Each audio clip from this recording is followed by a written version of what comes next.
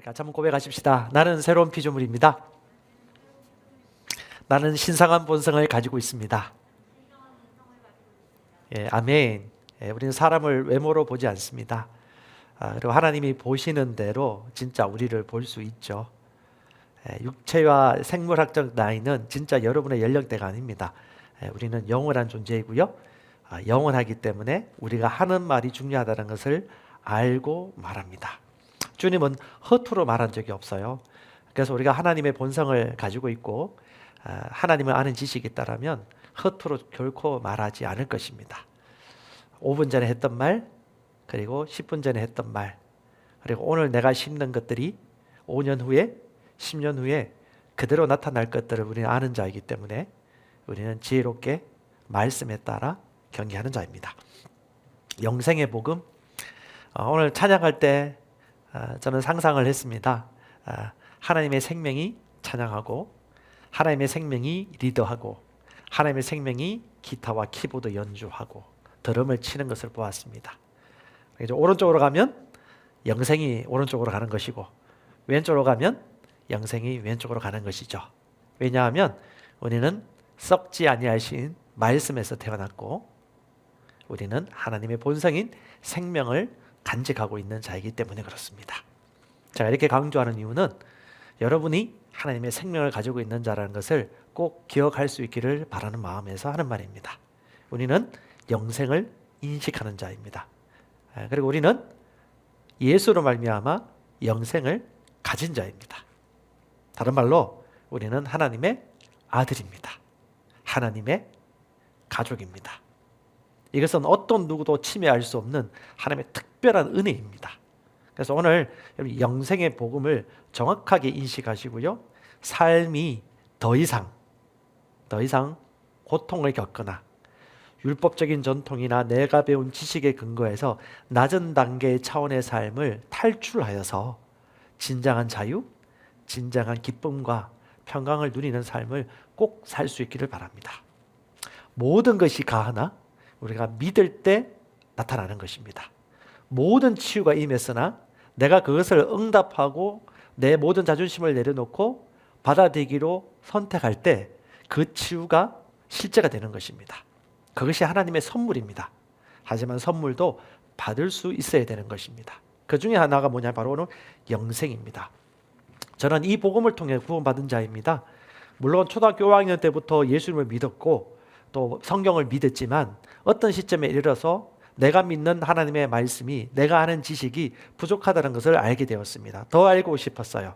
그러다가 하나님이 로마서와 또 바울을 통해서 알려주신 이 복음, 또 김준호 최선의 목사님을 통해서 한국에 펼쳐준 이 복음을 정확하게 듣게 되었고, 또 삶의 변화가 그때부터 아주 확연하게 나타나기 시작했습니다.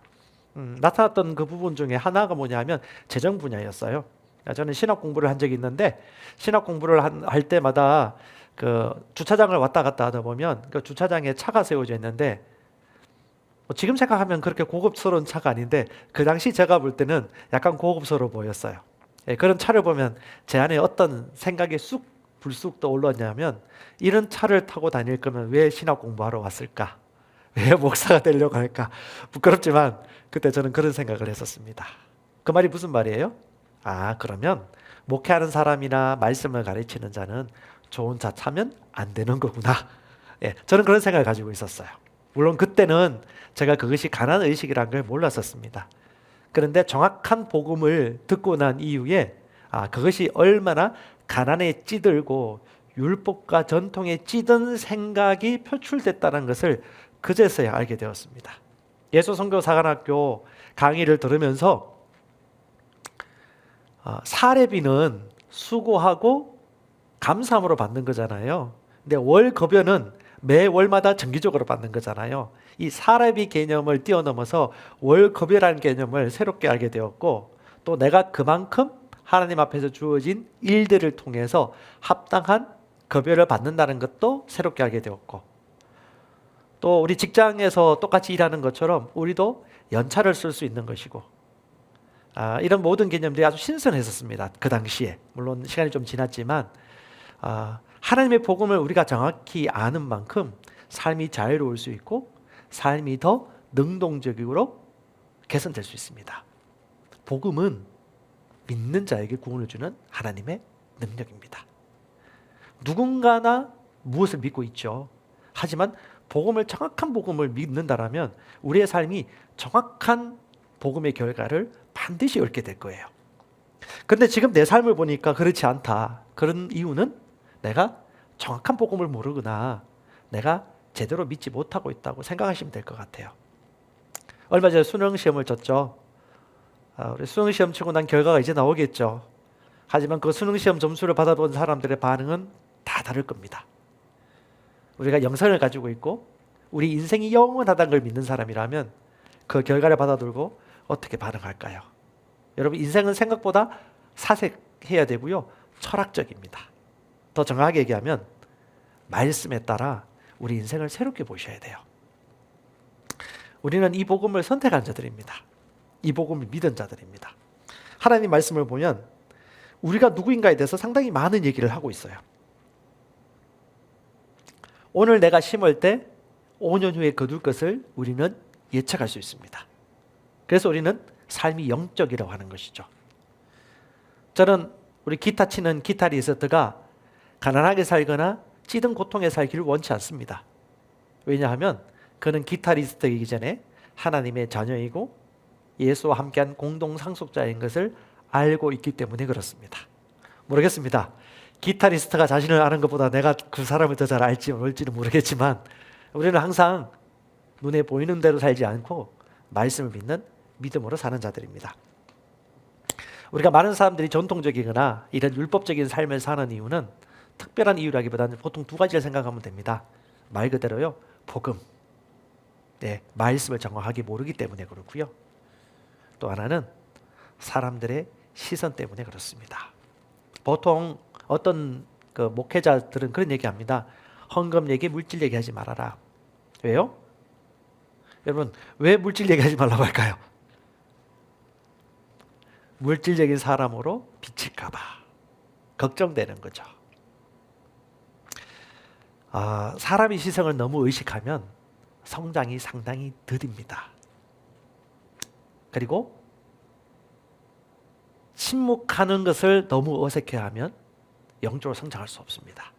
우리는 모든 면에서 하나님의 말씀이 말하는 대로 지도받고 상황을 다스릴 수 있어야 됩니다. 우리는 이 세상에 속한 자가 아니기 때문이죠. 이 말씀을 듣고 있는 여러분들도 영적 존재입니다. 사람은요, 진짜 사람은 영입니다. 그리고 마인드를 소유하고 있죠. 생각하고 판단하고 추리합니다. 그리고 몸 안에 살고 있죠.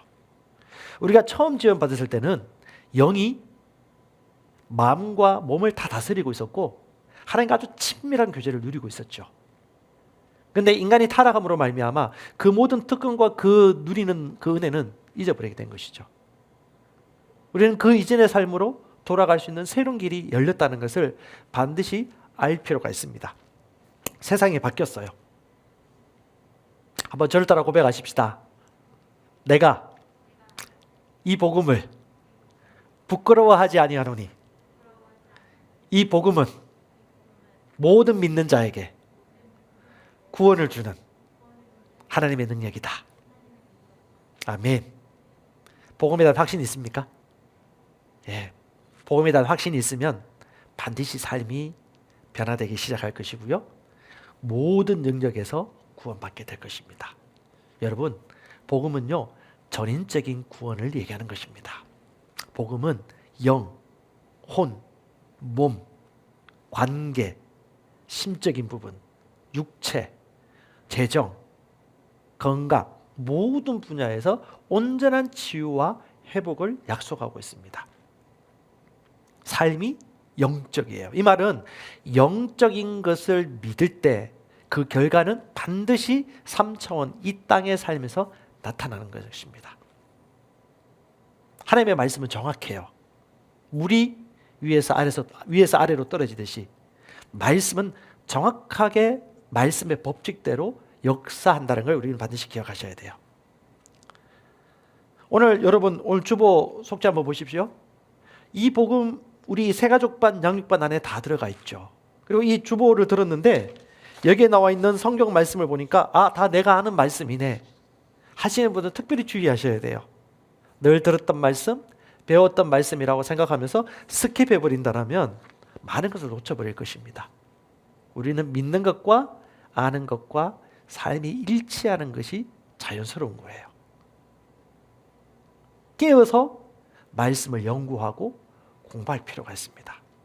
과연 그것이 그런가? 나는 그것을 누리고 있는가? 상당히 중요한 것이죠.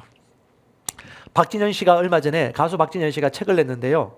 순식간 읽었습니다. 그 자리에서. 그분의 구원관에 제가 다 동의하진 않지만 그분의 책을 읽어보면 영, 홈, 몸을 얘기하고 있고요.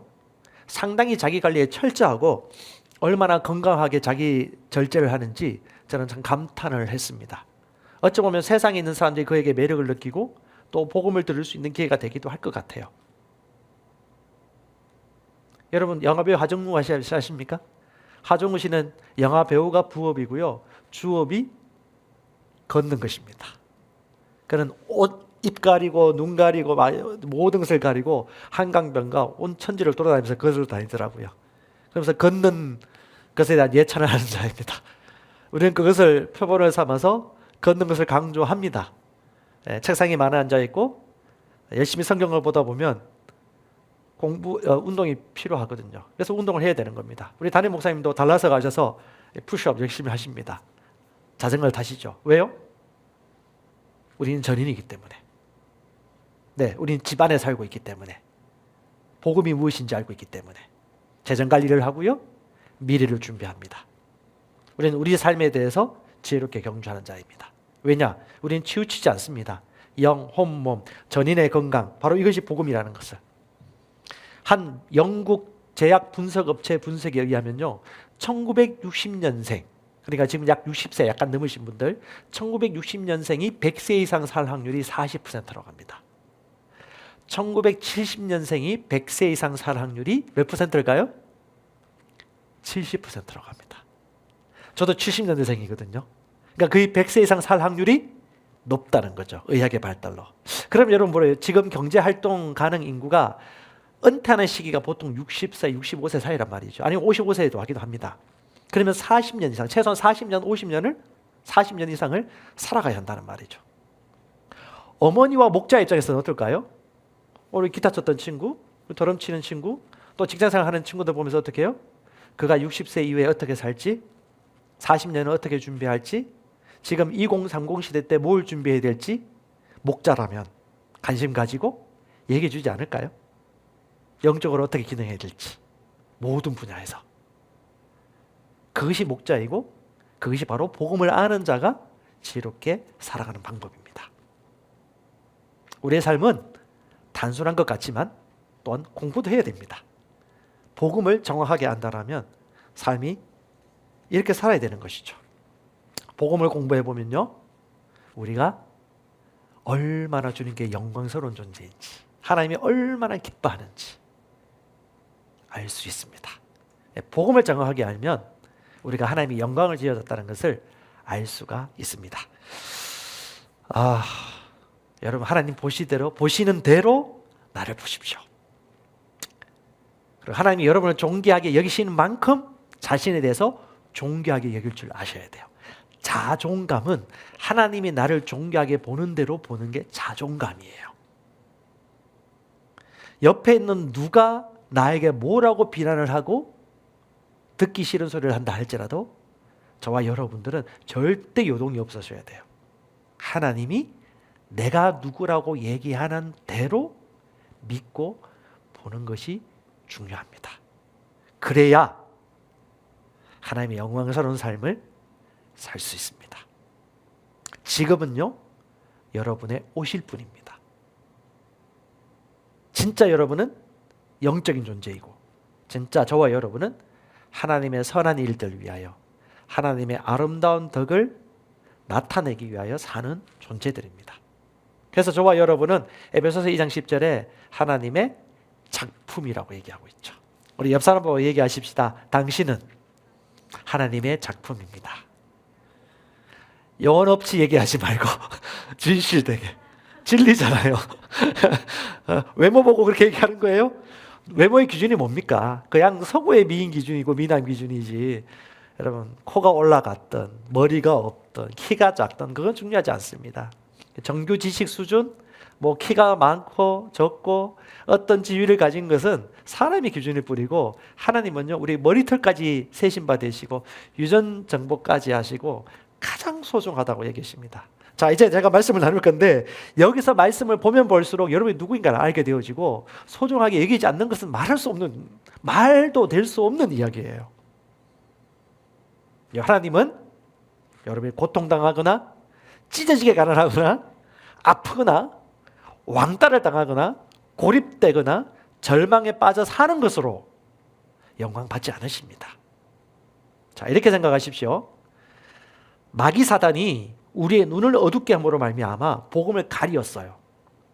그래서 말씀을 통해서 하나님을 알아야 되는데 이상하게 하나님을 인식하기 시작했어요. 특별히 구약 성경을 많이 읽다 보면 하나님이 상당히 무서운 율법주의 선생님, 잘못하면 해초리 갖고 와서 탁탁탁 때리는 아주 무서운 존재라는 인식을 가지고 있는데, 그거는 마귀가 쏘임을 당한 것입니다. 하나님은 오늘 우리가 찬양에도 얘기했지만 주님의 선하심과 인자하심은 영원하십니다. 성경에 보면 너무 놀라운 게 나와요. 하나님이 우리를 창조하기 이전부터 하나님의 아들들이 되기로 예정하셨습니다. 와, 그러면 뭐예요? 여러분, 여러분의 육체적인 부모 이전부터, 여러분의 지금 생김새 이전부터 여러분은 어떤 존재다? 하나님의 작품이다. 하나님과 같은 혈통의 생명이다. 하나님의 아들이다. 왕족이다.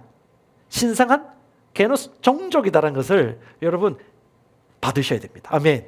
우리 정확하게 보셔야 되는 거예요. 뼈저리게 그걸 여러분 인식하셔야 됩니다. 갈라디아 3장 13절에 우리에게 주신 은혜의 복음이 있지 않습니까?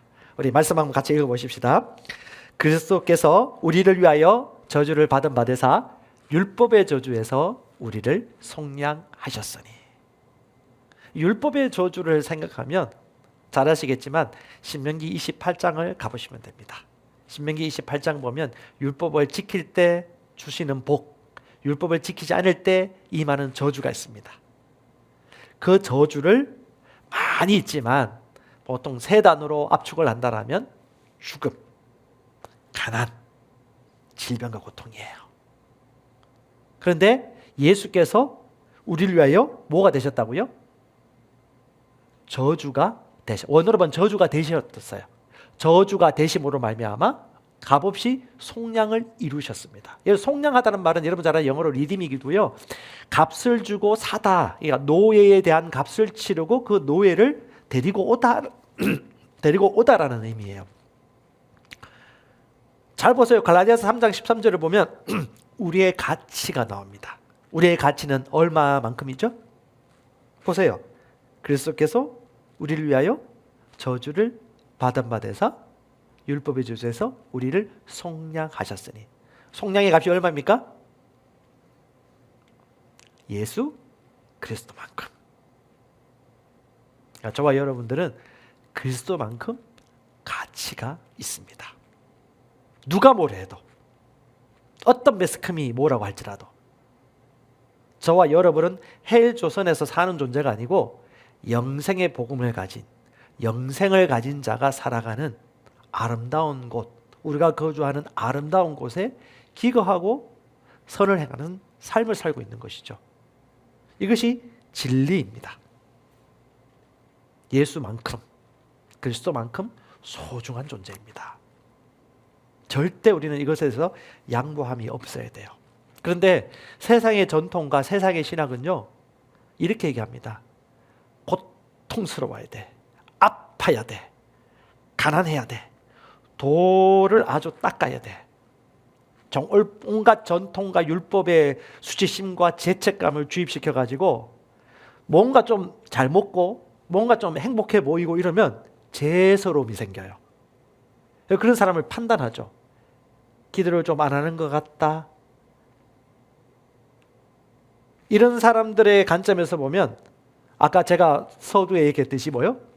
좋은 차 타고 다니는 사람이 왜 신학교육을 받으러 왔지? 이렇게 판단하는 생각이 들어요. 왜? 전통적이고 율법적인 환경에서 신앙생활을 했기 때문에 저도 교회생활 오래 했잖아요. 그게 자기도 모르게 이게 스며들었어요. 그래서 그렇게 보더라고요.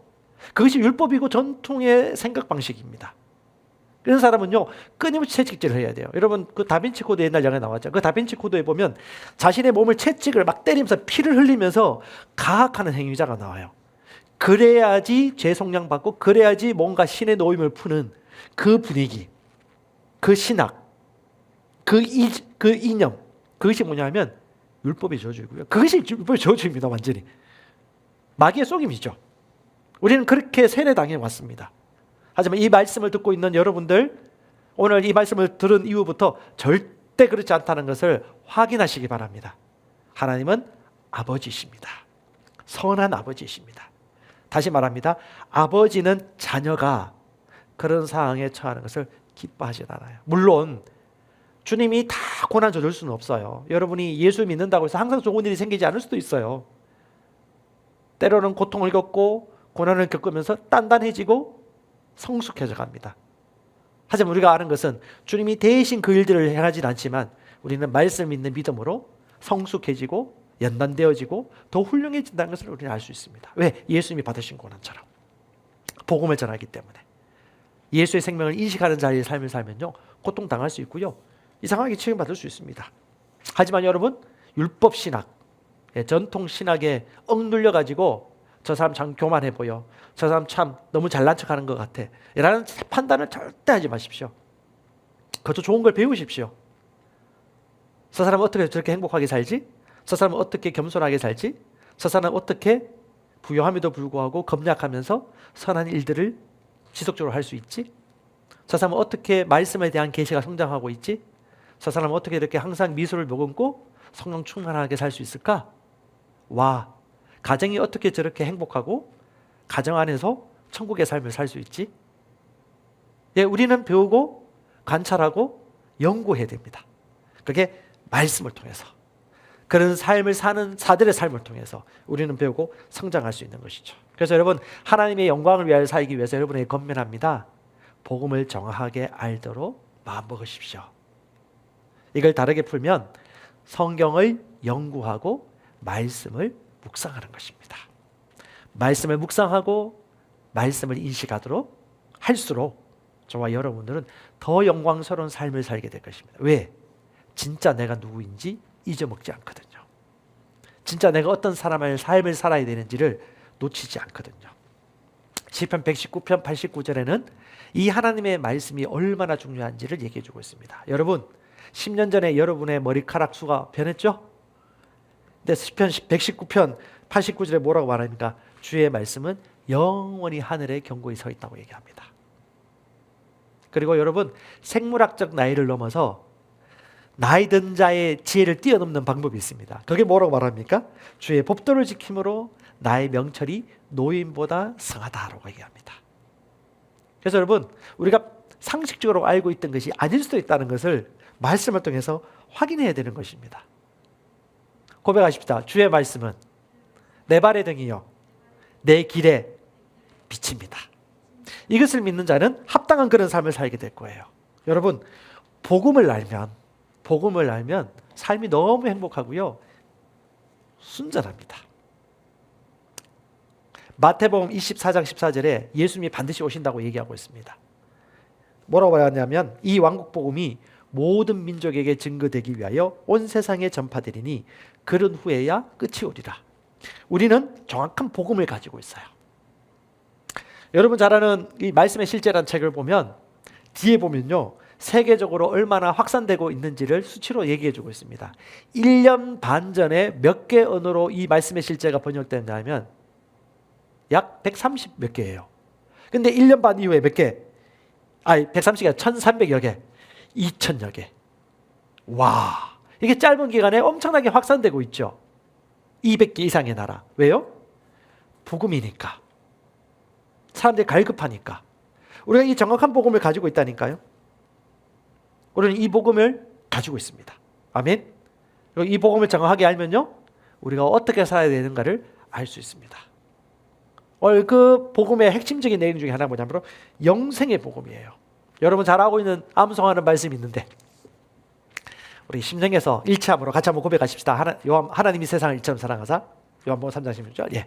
시작. 하나님이 세상을 이처럼 사랑하사 독생자를 주셨으니 이는 그를 믿는 자마다 멸망하지 않고 영생을 얻게 하려 하심이라. 할렐루야.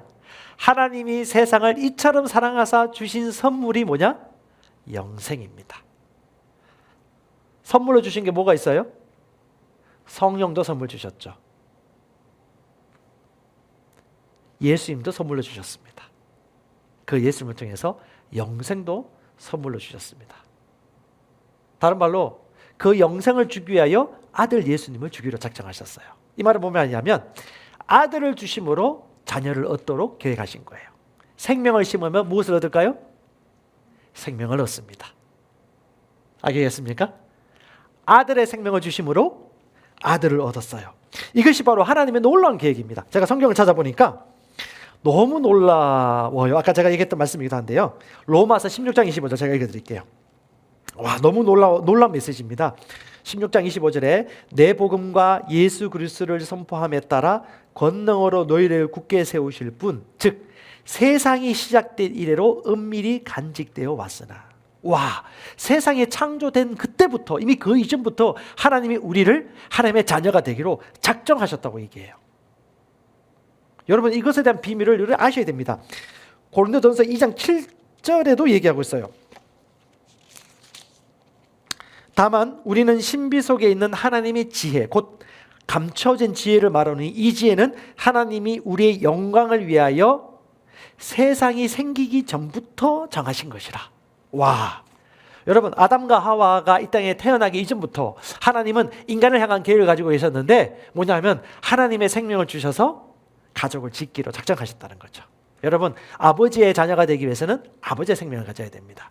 그것을 성경에서 뭐냐면 조에라는 단어를 쓰고 있어요. 히라보로. 조에, God kind of life. 하나님과 같은 부류의 생명이죠. 제 딸들을 보면 제가 아빠라는 걸 다 압니다. 예, 눈은 엄마를 닮았지만 코와 이쪽은 저를 닮았거든요. 똑같습니다. 하나님의 아들은 아버지의 생명을 이어받은 자예요. 와, 어떻게 이럴 수가 있죠? 십자가를 지기 이전부터 주님께서 이렇게 계획하셨습니다. 왜? 우리를 사랑하시기 때문에. 아들을 주심으로 생명을 얻기 위한 것이죠. 그 이후에 보면 요한 1서 말씀에 나와 있는데 우리 안에 그 증거가 있다고 하고 있습니다. 하나님의 아들이 된 증거가 뭐냐? 사도 요한이 마지막까지 살면서 이걸 풀어놓은 것 같아요. 요한일서 5장 10절인데요. 하나님의 아들을 믿는 자는 자기 안에 증거가 있고 하나님을 믿지 않는 자는 하나님을 거짓말쟁이로 만드나니 이는 하나님께서 그 아들에 관해 주신 증거를 믿지 않기 때문이야. 아들에 관해 주신 증거가 뭘까요? 그 요한일서 5장 11절 이하에 보면 또 그 증거는 아들 안에 주신 증거예요. 아들 안에 있는 증거. 그게 뭐냐? 또 증거는 이것이니 아들 있는 자에게는 생명, 영생이 있고 아들이 없는 자에게는 생명이 없느니라. 내가 하나님의 아들 예수를 믿는 자에게 내가 이 성경을 기록한 이유는 너희 속에 무엇이 있음을? 생명이 있음을, 영생이 있음을 알게 하려 함이라. 할렐루야. 계시 지식이 있기를 바라는 거예요. 여러분, 오늘 이 말씀을 들을 때 계시 지식이 열리길 바랍니다. 하나님이 우리에게 주신 선물들은 오감 지식으로는 알 수 없어요. 말씀을 아는 계시 지식으로 알 수 있는 것입니다. 여러분, 우주는요, 이 땅을 위해 존재하는 것입니다. 우리가 다 밝히지 않았지만 이 우주의 모든 자전, 공전, 천체의 모든 움직임들은요, 이 지구를 위해서 존재하고 있다는 것을 아셔야 돼요. 그리고 이 지구는요, 사람을 위해서 준비된 것입니다. 그래서 하나님은 사람을 만드시고 난 다음에 안식하셨어요. 그의 창조의 궁극적인 목적이 뭐냐면 인간이었어요. 그리고 인간이 지은 이유는 하나님의 영광을 위함이었습니다. 그리스도 예수 안에서 선을 위하여 지음받은 하나님의 작품이고 하나님의 아들들이 번성하도록 하나님이 지으신 거예요. 그래서 이 땅이 하나님의 아들들로 가득하게 되는 것이 아버지의 열망이에요. 왜? 그는 사랑하시거든요. 모두가 멸망하지 않기를 원하거든요. 그래서 이 복음을 듣는 자마다 구원을 얻고 새로운 피조물이 되기를 진짜 원하십니다. 우리의 본성이 사랑이죠. 그래서 사랑하사 독생자 예수를 주셨으니 이는 그를 믿는 자마다 멸망하지 않고 무엇을 얻는다? 생명을 얻게 하기 위함이다. 할렐루야. 최고의 선물이 벤츠가 아니에요. 영생입니다. 최고의 더럼 채도 그렇고 더럼도 비싼 거 많더라고요. 그게 아닙니다. 영생이에요. 우리가 줄 수 있는 최고의 선물. 와, 우리는 자연적인 삶의 이상을 살 수 있도록 예비된 인생을 살게 되어 있습니다. 자연적인 수준의 삶을 뛰어넘으셔야 돼요. 버클리 음대 간 사람, 줄리어드 음대 간 사람, 그게 중요한 게 아니에요. 우리는 무엇을 위해 살고 있지? 나는 무엇 때문에 태어났지? 아, 내게 부모님을 왜 주셨지? 부모님 사랑하시죠? 아내와 남편 사랑하시죠? 하지만 저와 여러분들은 반드시 아셔야 됩니다. 부모님도 계시고 효도도 해야 되고 아내와 남편을 사랑하고 아껴야 되겠지만, 그럼에도 불구하고 우리 삶의 궁극적인 최고의 목표는, 이유는요, 하나님을 영광스럽게 위한 것입니다. 물론 우리가 영광스럽게 하지 않아도 그분은 영광스러우세요. 근데 하나님은 사랑하는 인격적인 의지를 가진 우리가 하나님을 높이고 하나님을 사랑할 때 더 영광을 받으십니다. 그러기 위하여 우리를 창조하셨어요. 선한 작품으로. 할렐루야. 여러분, 선한 작품입니다. 이것이 우리의 삶의 이유예요. 다시 말합니다, 여러분. 영생을 인식하십시오. 우리는 아버지의 생명을 가지고 태어난 보통 인생이 아닙니다. 하나님의 아들들입니다. 그러면요, 영생의 복음을 아는 자는 어떻게 사는 걸까요? 제가 핵심적으로 하나만 얘기할게요. 요것만 제대로 아시면 돼요. 다른 건 다 잊어도 되는데 이건 꼭 기억하셔야 돼요. 영생의 복음을 가진 자, 영생인지를 알고 살아가는 자는요, 살고 죽는 인생이 있다라면 사는 걸 선택하는 것이 영생으로 사는 것입니다. 다시 말합니다. 주님은 치유를 주세요. 사는 것을 주세요. 풍성함을 주십니다. 자유를 주세요. 근데 우리가 그것을 받아들이지 않거나 그것을 택정하지 않는다면 우리는 그것을 누릴 수가 없을 거예요.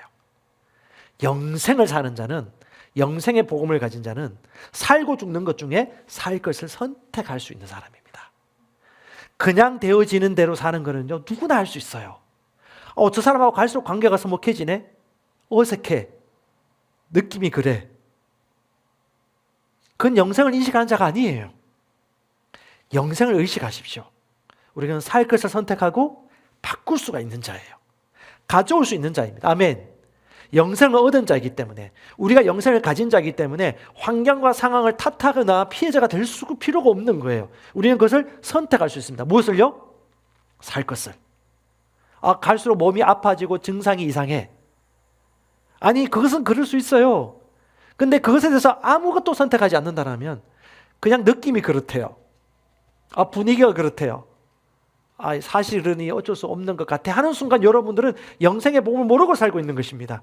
여러분, 영과 혼의 차이가 그 종이 한 장 차이입니다. 영생을 따라 사는 자는 죽을까 살 것, 이것이 살 것이다 라고 그때마다, 목소리 올라가면 안 되는데, 선택할 수 있는 것입니다. 이것이 진리예요. 지나간 거 아무 중요하지 않습니다. 앞으로 되어질 것도 오늘 여러분들이 영생을 가진 자이기 때문에 살 것을 선택할 수 있는 것입니다. 아무리 지나간 것은 소용이 없어요. 이전 것은 지나갔으니 보라, 새로운 피조물이 되었도다. 새로운 피조물은 살 것을 선택하는 자입니다. 영생을 인식하는 자는 살 것을 택하는 사람입니다. 할렐루야. 아멘. 영생을 아는 자는요, 절대 수치심에 빠질 수 없어요. 절대 사람과 비교하지 않습니다. 나 저 사람 되려고 안 해요. 나는 나답게 하나님이 주신 다음 단계를 향하여 성장하고 발전하는 것이죠. 수치감에 빠지지 않습니다. 비교하지 않습니다. 저 사람을 시기하지 할 수가 없어요. 왜 남과 비교합니까? 저 집의 성적은 애가 잘 나왔는데 너는 왜 이 모양이냐? 누가 그렇게 얘기합니까? 하나님은 가장 독특한 모양과 유전인 자로 여러분 각 사람을 한 사람 한 사람 지었다는 것을 우리는 기억하셔야 되고요. 절대 내 의지를 강요해서는 안 됩니다. 중학교 1학년 이상 되어지면요, 절대 부모님들 그들의 의지를 존중해 주시고요, 그들과 대화를 하시고요, 그들이 스스로 선택하고 좋은 것을 받아들일 수 있도록 인격적인 관계를 맺으셔야 돼요. 특별히 오늘 또 자녀 얘기하는데, 왜? 미래가 그렇게 올 것이기 때문에. 비록 그들이 좀 좋지 않은 선택을 하더라도 그들이 겪어봐야 됩니다. 우리는 그들과 인격적인 관계를 맺고 그가 좋은 것과 나쁜 것 중에 무엇을 선택할지 그가 스스로 경험할 수 있도록. 저도 제 자녀들의 삶을 제가 다 살아가줄 수 없어요. 대신 살아줄 수 없고 대신 치유받을 수 없어요. 그들의 믿음을 발견해야 되고 그들의 인격이신 하나님을 만나야 하는 것이죠. 오늘 여러분 앉아있는 여러분도 말씀을 보는 여러분들도 여러분 인생을 여러분이 선택하는 것입니다. 하지만 영생을 가졌다면 제대로 선택하실 거예요. 어쩔 수 없다고요? 자연적인 사람이 하는 말입니다. 현실이 그렇다고요? 사람이라서 그렇다고요? 말씀과 현실이 달라서 그렇다고요? 예, 그거는 거듭나지 않은 본성이 하는 절개하는 말이지 우리는 절대 그런 말을 할 수 없는 거예요. 여러분 이 차이를 아셔야 됩니다. 저와 여러분들은 신성한 부류에 속한 자이고요. 하나님의 왕국에서 살며 기능하는 자입니다. 아멘. 시편 8편 말씀 너무 아름답지 않습니까? 시편 8편에 얘기합니다. 우리를 하나님보다 조금 낮게 지으셨고, 예, 다른 번역본은 천사들이라고 얘기하는데 엘로힘이라고 복수로 쓰면서 하나님이라고 얘기합니다. 하나님보다 조금 낮게 지으셨고, 그러니까 하나님처럼 가장 가깝게 지은 피조물이 누구냐면 인간이에요. 그래서 인간은 그냥 인간아 생겨라라고 말로 안 하시고 어떻게 하셨죠? 아주 손수 빚으시고 호흡을 불어넣으시잖아요. 너무 아름다운 존재입니다. 주의 손으로 만드신 것을 다스리게 하시고 영화와 종기로 간을 씌우시고, 창세기 1장 28절의 말씀이 동일하게 시편 8편 5, 6절에 얘기하잖아요. 우리는 영생의 본성을 따라 다스리고 선택하며 사는 존재입니다. 그러므로 남 탓을 하거나 누구 탓을 할 필요 없는 겁니다. 베드로서 1장 4절에 아주 놀라운 말씀을 얘기해주고 있죠. 진리입니다. 제가 읽겠습니다. 이로써 우리에게 지극히 크고 귀한 약속을 주심은 너희로 하여금 이 약속을 통해 정욕으로 인해 세상에 있게 된 타락을 피하여 하나님의 본성에 동참하게 하려 하심이라. 하나님의 신성에 동참하게 하려 하심이라. 하나님의 은혜입니다. 베드로서 1장 3절에 놀랍지 않습니까? 이 말씀은 더 놀랍습니다. 우리 같이 한번 읽어보십시다. 믿지 못할 믿을 만한 이 이야기인데요. 그의 신성의 능력이 생명과 경건에 속한 모든 것을 우리에게 주심에 따라 그에 관한 뭘로 말미암아? 지식으로 말미암아 우리를 영광과 덕에 이르도록 부르셨으니. 여러분 이 지식을 우리가 연구하고 공부하고 인식함으로 깨닫는 거예요. 그리고 이제는 우리가 이 영광과 생명에 속한 모든 것을 가진 자이기 때문에 가진 자처럼 행동하고 말하는 것입니다. 가진 자처럼 어디든지 가는 거예요. 가지고 있는 자이기 때문에 그것처럼 말하고 행하는 자입니다. 이제 저와 여러분은 새로운 피조물입니다. 그리고 하늘에 속한 생명과 경건에 속한 모든 것을 가지고 있는 자입니다. 머리부터 발끝까지, 머리카락까지, 뼈 마디마디마다, 세포, 피 마디마다, 세포 마디마디마다 하나님의 생명이, 영생이 충만합니다. 아멘. 몸이 회복되어지는 것이 자연스러운 것이 아닙니까? 관절염이 회복되어지고 당뇨 수치가 내려가고 암종이 콩알만 해지다가 사라지고, 이것이 영생이 충만한 자가 당연히 누리게 될 합당한 선물인 거죠. 아멘. 그러면 여러분 이 모든 것은 주님이 주신 선물이지만 우리가 어떻게 해야 된다고요? 주님이 주신 것이니까 생명으로 기능하는 거예요. 이것이 합당하다고 믿고 받아들이는 것입니다. 우리는 왜 나아야 되는지 알고 있는 자입니다. 우리는 왜 관계가 회복되는지를 미리 아는 자입니다. 바람 따라, 철 따라, 계절 따라 절대 우리는 흔들릴 수 없어요. 잠시 부모님을 뵙고 왔습니다. 생신이라서. 부모님 집에 가면, 제가 집에는 TV가 없어서 집에 가면 유일하게 TV를 봅니다. 우리 세 딸이 TV를 보는데 특별히 TV를 좋아하는 한 명이 있어요. 그리고 호기심이 가득한 또 한 명이 있습니다. 근데 이 TV를 보니까 그 세상 사는 사람들한테 얘기가 나와요. 근데 유명인이에요. 이 유명인이 제가 볼 때 예수 안 믿는 것 같아요. 예, 본성이 거듭나지 않았는데 그들의 낙이 뭔지 아십니까? 술이에요, 술. 그러니까 TV에서 계속 술 먹는 거 보여줘요. 그리고 분위기 좋게 나와요. 치맥, 예, 시원한 맥주와 치킨. 이 말씀 들으면서 침이 꼴깍하는 분 계십니까? 예. 예, 거듭난 본성을 가진 사람은 이들과 다르죠. 그들은 술을 즐깁니다. 분위기 좋잖아요. 분위기 좋아. 저도 한때 술을 먹을 때는 분위기 좋아서 먹었습니다. 근데 그 분위기보다 더 좋은 분위기를 알았기 때문에 이제 더 이상 그들도 보지 않습니다. 냉장고를 열어보니까 파란색 병이 가득해요. 그게 없으면 어색하대요. 근데 이해가 돼요. 그렇게 열심히 일하고 그렇게 살아오다가 얼마나 고통스러울까. 낙이 없잖아요. 세상 친구들 만나면 할 얘기가 없어요. 공동 관심사가 없어서. 그런 방송을 쭉 보고 차를 타고 있는데 기어이 어떤 아이가 입을 열어 얘기하더군요. 우리 애 중에 한 명이. 아빠, 나보고 그래 물었어. 아빠 맥주 맛있어요? 왜? 술 안 먹어도 돼. 우리는 성령 충만하면 돼. 라고 이렇게 얘기를 하니까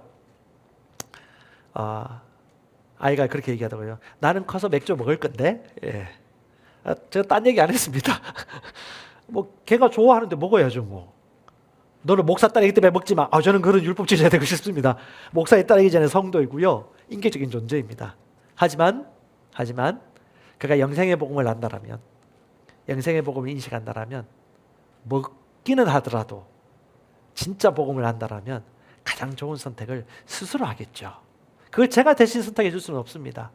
내가 보기에 잘한다고 잘하는 게 아니에요. 부모가 없을 때에도 그가 스스로 복음을 선택하고 영생이라는 것을 이해할 때 그는 최고의 선택을 할 것입니다. 그래서 저와 여러분, 우리 가족, 셀롯, 옆 사람을 믿어주십시다. 그리고 사랑으로 봐주십시다. 그리고 우리도 선택하십시다. 가장 좋은 것들을, 가장 합당한 것을 가르치고요. 이번 주간에 책을 하나 읽었는데 빅터 프랑클의 죽음의 수용소라는 책입니다. 2차 세계대전 때 아우슈비츠 수용소에서 죽을 뻔했던 사람입니다. 그가 상당 심리 치료학에 있어서 로고테라피를 창시한 인물이기도 하고요. 그가 쓴 책 중에 그런 내용이 나오더라고요. 아무리 악독한 환경과 척박한 상황이 일다 할지라도 자기가 어떤 인생을 살지는 결국 자기가 선택한다. 자기가 선택하고 결심하는 것이다. 저는 그것에서 복음을 알 수 있어요. 영적인 존재의 본질을 얘기한 것이죠. 환경이 사람을 그렇게 만드는 것이 아니다. 상황이 나를 그렇게 만들었다고? 거짓말이다. 결국은 그가 어떤 사람이 되기로 그가 선택하는 것이다. 자살하는 사람의 특징이 뭔지 아세요? 더 이상 인생이 더 나은 것이 없다고 생각하기 때문에 자살하는 것이죠. 하지만 진짜 인생의 목적과 의미를 찾는다면 그들은 살 길을 선택하실 것입니다. 영생을 아는 자들은, 영생의 복음을 아는 자들은 비밀이 있습니다. 뭡니까? 영생을 주심으로 영생을 주셨듯이 우리가 영생을 얻은 자로서 생명이 없고 죽어가는 그 영혼들에게 이 생명의 복음, 살 수 있는 복음, 인생의 참 의미, 영원한 것을 얻을 수 있는 그 희망의 메시지를 우리는 전달해 줄 수 있다는 것을 여러분 기억하십시오. 그들은 가장 최고를 선택함으로 말미암아 반드시 사는 선택을 하게 될 것입니다. 같이 저를 따라 고백하십시다. 나는 주의 생명을 가지고 있습니다. 신성한 본성에 참여한 자입니다.